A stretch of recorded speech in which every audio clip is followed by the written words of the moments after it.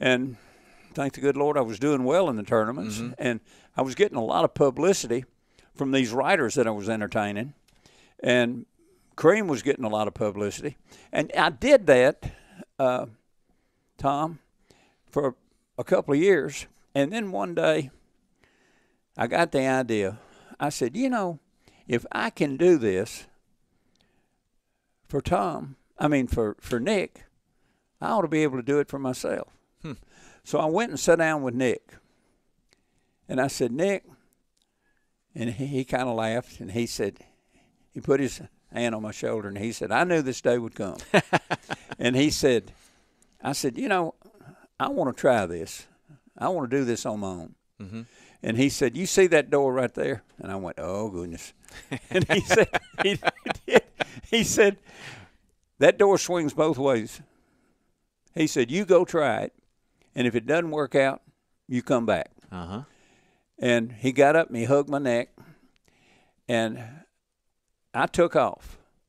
And a good buddy of mine, Charles Spence, Mm-hmm.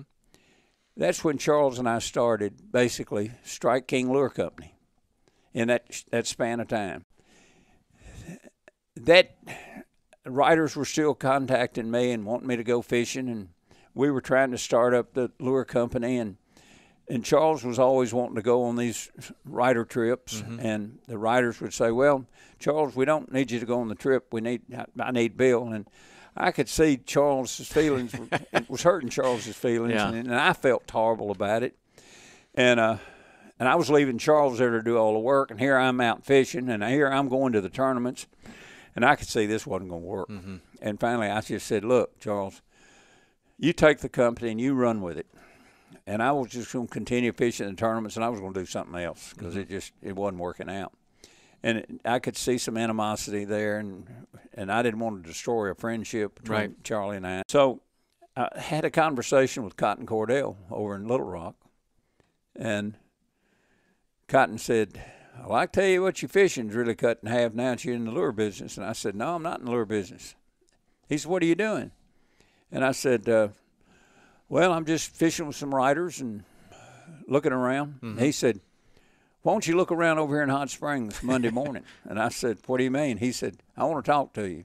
So I drove to Hot Springs that next Monday, and Cotton said, I tell you what I want to do. I want to give you a vehicle. I want to double your salary. Kind of like what Nick said. Yeah. And I didn't kind of want to go back to Nick because there were some personal reasons. And Nick was kind of thinking about dating, and his mm-hmm. children were kind of moving up. And so I didn't go back to Nick. And I went to work for Cotton. Mm-hmm.